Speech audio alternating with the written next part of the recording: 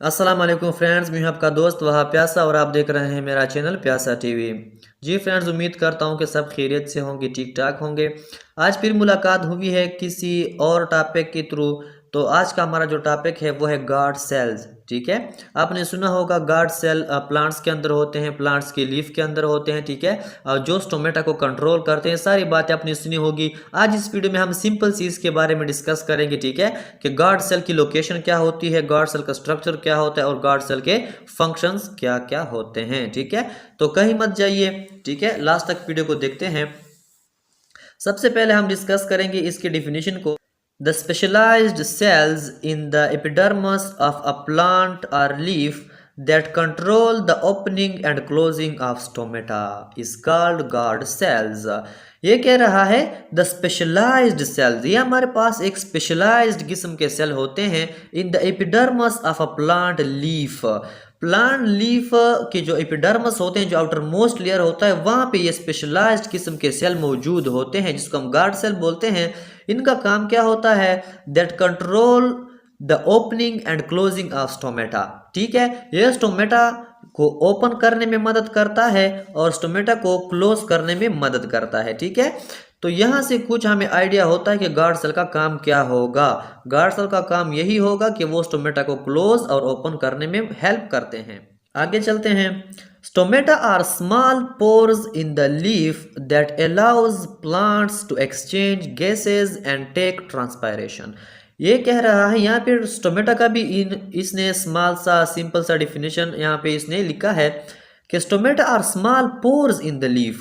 कि स्टोमेटा जो है वो लीफ के अंदर छोटे छोटे सुराखों को कहते हैं।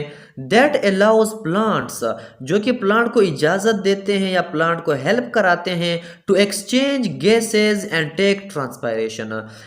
स्टोमेटा दो काम करते हैं। एक तो हमारे पास गैसेस एक्सचेंज का काम करता है इन्वायरमेंट के साथ। ठीक है, कि कार्बन डाइऑक्साइड को लेता है और ऑक्सीजन को एज अ वेस्ट प्रोडक्ट क्या करता है, आउट करता है, रिलीज करता है। और दूसरा काम क्या होता है? Take transpiration. ट्रांसपायरेशन का क्या मतलब है? इस पे मैंने ऑलरेडी बहुत सारी वीडियोस बनाई हैं। ठीक है, आप देख सकते हैं। लेकिन ट्रांसपायरेशन का मतलब क्या है कि जब वाटर निकलता है, वाटर लॉस होता है प्लांट से, तो इस अमल को, इस प्रोसेस को हम ट्रांसपायरेशन कहते हैं। ठीक है, तो स्टोमेटा हमारे पास स्मॉल पोर्स होते हैं, छोटे सुराख होते हैं, जो गैसेस एक्सचेंज का काम भी करते हैं और ट्रांसपायरेशन का काम भी करते हैं। ठीक है, गार्ड सेल के लोकेशन के बारे में डिस्कस करते हैं। गार्ड सेल कहाँ पे लोकेट होते हैं? Guard cells are found in pairs around each stoma in the leaf epidermis. तो कह रहा है कि गार्ड सेल जो है वो, एक बात तो यह है कि वो पेयर्स की शक्ल में होते हैं। पेयर्स का क्या मतलब है? कि वो जोड़े की शक्ल में होते हैं। वो मतलब के जोड़े की शक्ल में होते हैं, वो अकेले नहीं होते कि हम कहें कि ये एक गार्ड सेल है। ठीक है, वो पेयर की शक्ल में होते हैं। दूसरी बात क्या है? Around each stoma in the leaf. तो लीफ के अंदर जो स्टोमा होता है, स्टोमा का क्या मतलब है? एक, जब लीफ के अंदर एक सुराख होता है, फॉर एग्जांपल ये हमारे पास एक लीफ है। ठीक है, तो ये हमारे पास सिर्फ एक सुराख मैंने ड्रा किया है। ठीक है, तो इस एक को हम फिर स्टोमा कहते हैं। ठीक है, लीफ के एक पोर को हम स्टोमा कहते हैं। लेकिन हमें पता है कि लीफ के अंदर बहुत सारे पोर्स होते हैं, एक पोर्स तो होता नहीं है। ठीक है, तो जब हम सारे पोर्स को डिस्कस करते हैं एक साथ, तो उसको फिर हम नाम देते हैं स्टोमेटा। ठीक है, तो हमारे पास क्या है? स्टोमा का क्या मतलब है? Stoma means only one pore in the leaf and stomata means many pores inside या इन द लीफ। ठीक है, तो यही बात है। तो गार्ड सेल कहाँ पे लोकेट होते हैं? वो हर पोर के इर्द गिर्द पेयर्स की शक्ल में क्या होते हैं? मौजूद होते हैं। ठीक है, ये उसकी लोकेशन होती है। अब हम गार्ड सेल के स्ट्रक्चर के बारे में डिस्कस करते हैं। तो guard cells are bean or kidney shaped and have a strong elastic cell wall made up of polysaccharide. ये कह रहा है कि गार्ड सेल का जो स्ट्रक्चर है वो किस तरह होगा? या तो वो बीन शेप की तरह आप कह लें, ठीक है, या फिर किडनी शेप की तरह कह लें। ठीक है, बीन शेप हमारे पास इस तरह होता है। ठीक है, ये हमारे पास बीन शेप है और ये हमारे पास है किडनी शेप। ठीक है, तो गार्ड सेल इन दोनों की तरह दिखाई देता है। ठीक हो गया। Have a strong elastic cell wall, और उसका जो सेल वॉल होता है, गार्ड सेल का जो सेल वॉल होता है वो स्ट्रॉन्ग भी होता है। ठीक। और वो क्या होता है, वो इलास्टिक होता है, ठीक है, उसके अंदर खिंचाव होता है, वो इलास्टिसिटी उसके अंदर होती है। तो क्या कहता है कि स्ट्रांग होता है और इलास्टिक होता है, और वो बना किस चीज से होता है, मेड ऑफ पॉलीसेकेराइड, ठीक है, वो पॉलीसेकेराइड से मिलकर बना होता है। ठीक हो गया, आगे चलते हैं। They also contain chloroplast and conduct photosynthesis. तो ये कह रहा है कि इसके अंदर, यानी कि गार्ड सेल के अंदर क्लोरोप्लास्ट भी मौजूद होता है, और गार्ड सेल क्या कहते हैं, गार्ड सेल हमारे पास फोटोसिंथेसिस भी करते हैं। इसी वजह से गार्ड सेल को हम स्पेशलाइज्ड सेल बोलते हैं, क्योंकि इसके अंदर क्लोरोप्लास्ट मौजूद होता है, और ये हमारे पास क्या करता है, फोटोसिंथेसिस भी करते हैं। लास्ट में अब फंक्शन को स्टडी करते हैं गार्ड सेल। तो guard cells open and close stomata to regulate the rate of transpiration and balance carbon dioxide uptake for photosynthesis. ठीक है, गार्ड सेल जो है वो ओपन करता है और क्लोज करता है स्टोमेटा को। क्यों करता है वो ऐसा, to regulate rate of transpiration, के रेट ऑफ ट्रांसपायरेशन को वो कंट्रोल कर सके।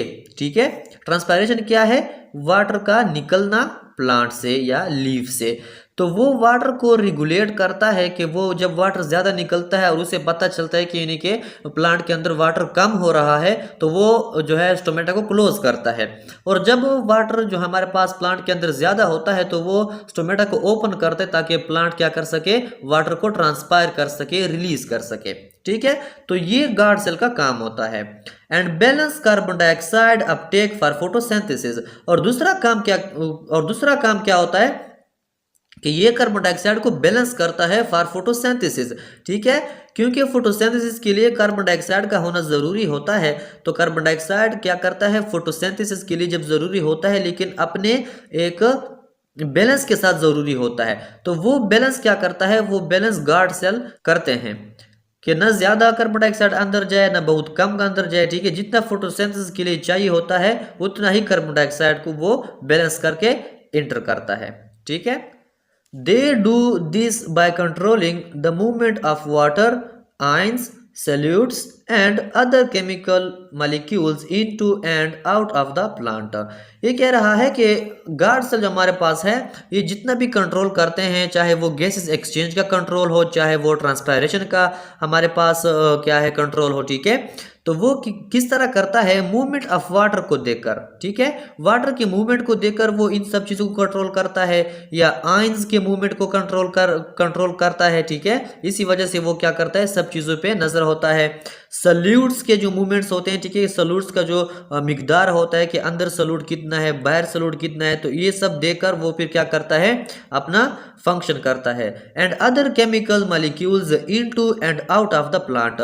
जितने भी और केमिकल मॉलिक्यूल्स है, जब वो प्लांट से बाहर जाते हैं या प्लांट के अंदर आते हैं, तो ये सब को वो कंट्रोल कर रहा होता है, ये उसका फंक्शन है।